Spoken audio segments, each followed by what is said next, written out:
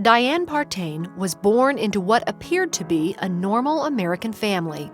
Everybody that would look at my family would always feel like, oh, what a wonderful family, you got such a cool mom, such a cool dad. It looked so normal and so happy. Underneath all that, there wasn't a day that went by that I didn't live in intense fear, intense darkness and loneliness and isolation. From the time Dianne was 3 years old, she was raped by a male family member. She never told anyone out of fear of retribution, which grew worse as she got older. It caused me intense fear. I felt like love from a man, affection from a man did nothing but hurt. The sexual abuse caused me to be very confused about men. I felt like all men were hurting all women everywhere. I just all of a sudden made a decision because I was afraid of men and comfortable with women. Then I obviously was a lesbian. I hardly even knew what that meant.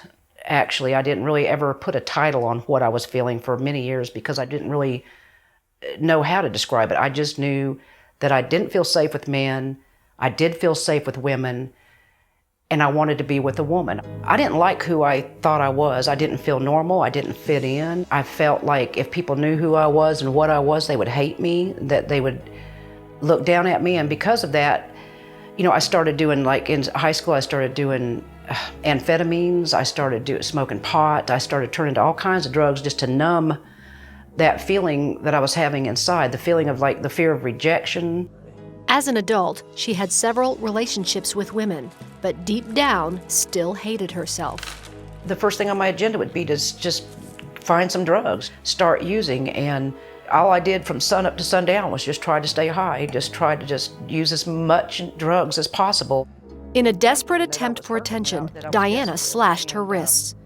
Even when the paramedics came, they looked at my wrist and they go, this looks like a person that didn't really want to kill themselves, but is just angry and confused and just asking for help. And I looked at the paramedics and I told them, I don't really want to die. I just can't continue to live the way I am. The physical wounds healed, but the emotional scars remained. A new co-worker sensed her despair and persuaded Dianne to come to church. Dianne did, and asked Jesus Christ into her life. She rejected her homosexual lifestyle and stopped doing drugs. But it wasn't long until she was back to her old addictions. The self-hate ran so deep that one Sunday morning, Dianne found herself begging God to end her life.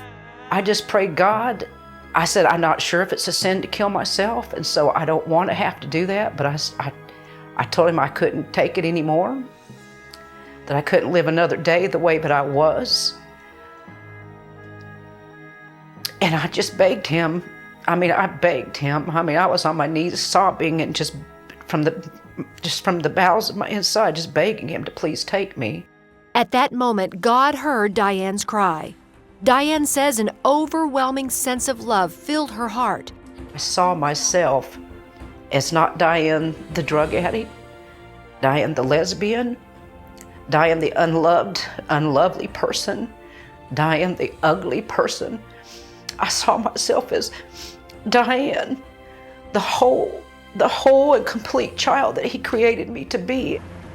I got in the car and went to this little church and went busting through the doors going, praise God, I've been set free from drugs and alcohol and lesbianism.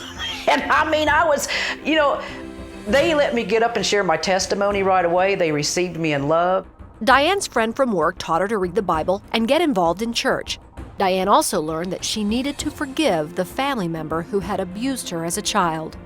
I was set free for the first time. I felt like this newfound freedom, and it was just through forgiveness. Through forgiveness, I felt like I was given a new lease on life, a fresh start in life. It was extremely important.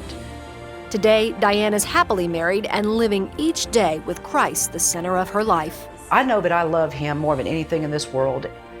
I know that I've surrendered my life to him and I've given him myself. I couldn't imagine walking out of that. I couldn't imagine leaving his hands, leaving his safety. Just knowing that God, the creator of this universe, that spoke everything into his existence, is my dad. He's my papa and he loves me and I love him. And there's nothing in this world that can compare to that, nothing.